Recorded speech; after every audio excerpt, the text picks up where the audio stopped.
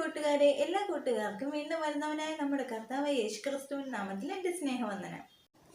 ഉൽപ്പത്തി പുസ്തകം 15-ാം അധ്യായത്തിൽ നിന്ന് ചോദിക്കാവുന്ന ചോദ്യങ്ങളും ഉത്തരങ്ങളും. ചോദ്യം 1.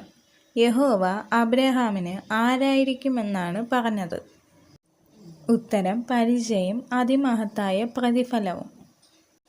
അടുത്ത ചോദ്യം: അബ്രഹാമിന് മക്കളില്ലാതിരുന്ന കാലത്ത് അവകാശി ആരായിരുന്നു? ഉത്തരം: എലിയാസർ. അടുത്ത ചോദ്യം: അബ്രഹാമിൻ്റെ ദാസനായ എലിയാസറിൻ്റെ ജന്മദേശം എവിടെ? ഉത്തരം: ദമശ്കേക്ക്. അടുത്ത ചോദ്യം: അവൻ യഹോവയിൽ വിശ്വസിച്ചു, അത് അവന് നീതിയായി കണക്കിട്ടു. ആർക്ക്? ഉത്തരം: അബ്രഹാമിന്.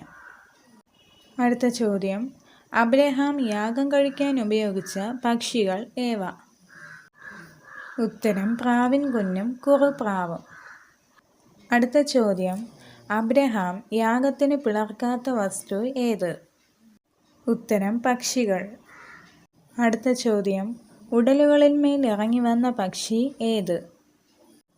ഉത്തരം: റാഞ്ചൻ പക്ഷികൾ. അടുത്ത ചോദ്യം: അബ്രഹാം എന്തിനെയാണ് ആട്ടിക്കളഞ്ഞത്? ഉത്തരം: റാഞ്ചൻ പക്ഷികളെ. അടുത്ത ചോദ്യം: അബ്രഹാമിൻ്റെ സന്തതി സ്വന്തമല്ലാത്ത ദേശത്ത് എത്ര വർഷം പ്രവാസികളായി പാർക്കുമെന്നാണ് യഹോവ അരുളിച്ചെയ്തത്? ഉത്തരം: 400 വർഷം. അടുത്ത ചോദ്യം: പിളർന്നുവച്ച യാഗവസ്തുക്കളുടെ നടുവെ കടന്നുപോയത് എന്ത്? ഉത്തരം: ജ്വലിക്കുന്ന പന്തം. അടുത്ത ചോദ്യം: അബ്രഹാമിന് ദൈവം നൽകിയ സ്ഥലത്ത് എത്ര ജാതികൾ ഉണ്ടായിരുന്നു?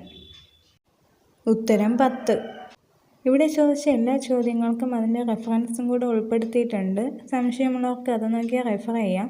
അടുത്ത നമുക്ക് 16-ാം അധ്യായത്തിലെ ചോദ്യോത്തരങ്ങളുമായി പിന്നെയും കാണാം. ദൈവം നിങ്ങളെല്ലാവരെയും ധാരാളമായി അനുഗ്രഹിക്കട്ടെ. ആമേൻ.